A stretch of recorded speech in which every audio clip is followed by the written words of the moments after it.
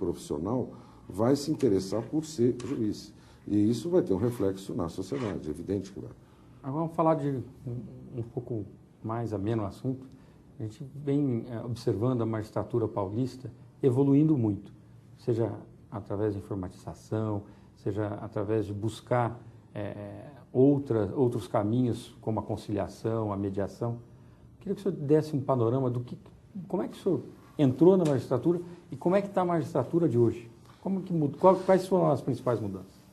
Bom, eu sou magistrado há exatos 25 anos.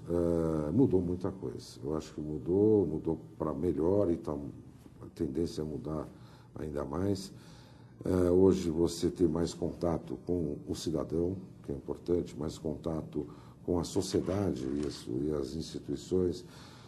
Eu acho que há novas técnicas, novas formas para agilizar o julgamento, vem sendo difundidas, veiculadas, o juiz participa mais, opina mais. Eu acho que isso trouxe um resultado assim, positivo. Na minha época, quando eu ingressei, ainda assim, havia muito mais formalidade. O judiciário era um órgão muito mais formal, muito mais fechado do que é hoje. Eu percebi muito essa diferença.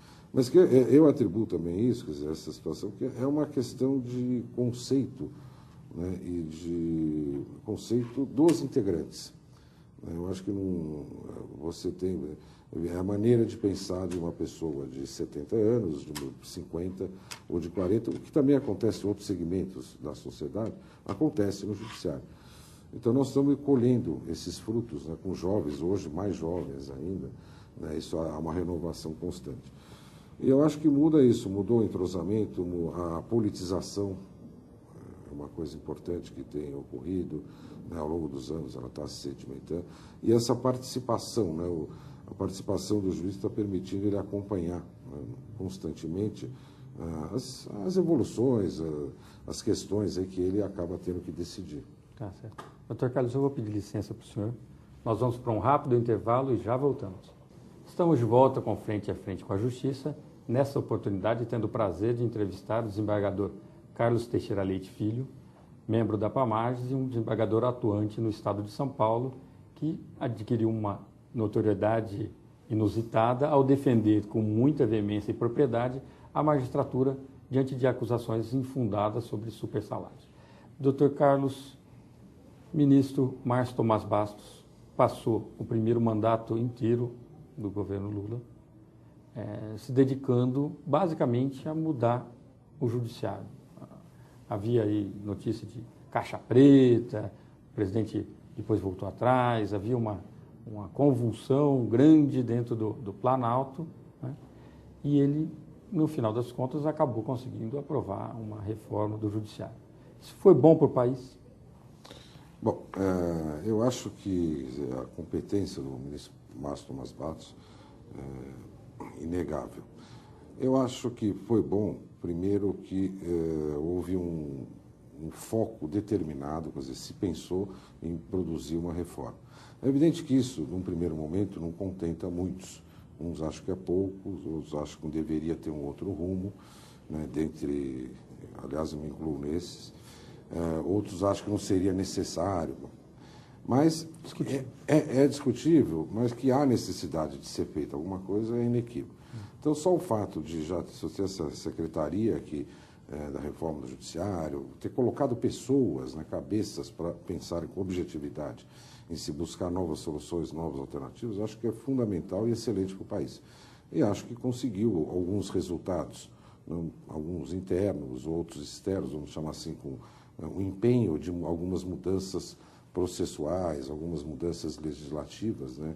É uma contribuição muito grande você ter o ministro da Justiça te auxiliando, porque você conseguir mudanças legislativas é complicado, todos nós sabemos. Um exemplo é a reforma do Código de Processo Civil, que vem sendo fatiada há anos, né?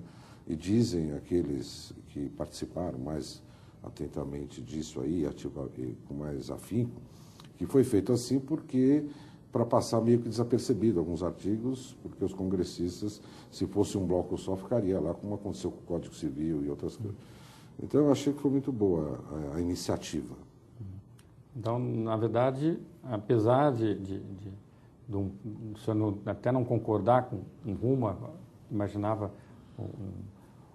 uma discussão um pouco mais ampla, mas trouxe à luz, pelo menos.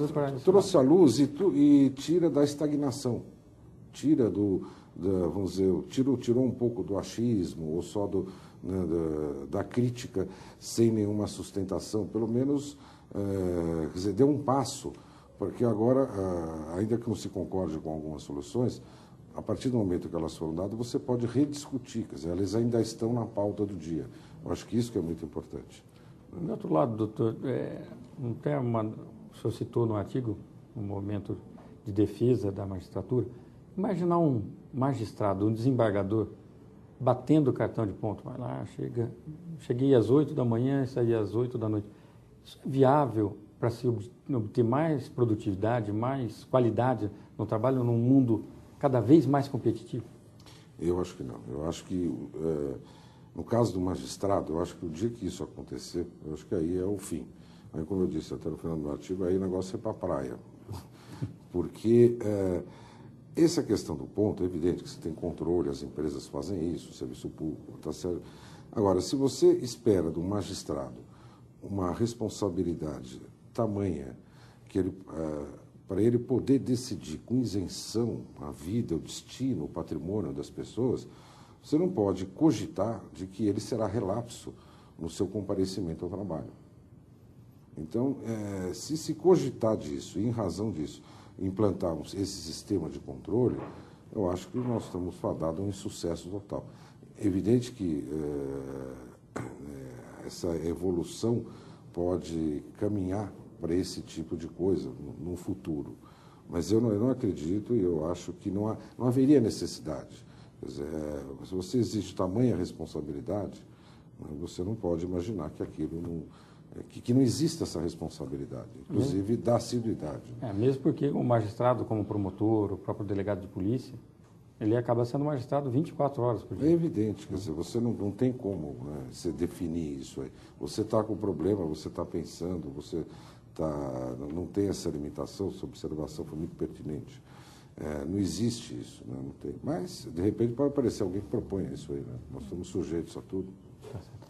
Doutor, em uma última análise, o que se propõe com a implantação do teto é o nivelamento por baixo. Se eu for observar, cada dia há uma necessidade para a própria atração dos jovens magistrados, dos jovens promotores de justiça, há uma necessidade de um salário inicial cada vez mais alto.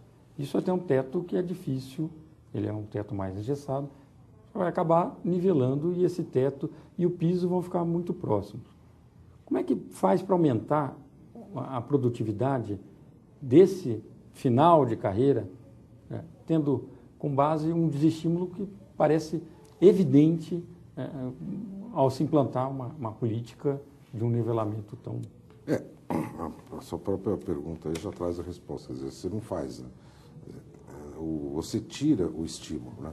Eu acho que no Brasil há uma ignorância, desculpa a expressão, uma ignorância muito grande, um receio muito grande de se discutir salário, né? Você tem, na iniciativa privada, evidente, não estou considerando aquilo que é do patrimônio, quer dizer, dos empresários, mas você tem mega salários, já que usam super salários, vou usar mega.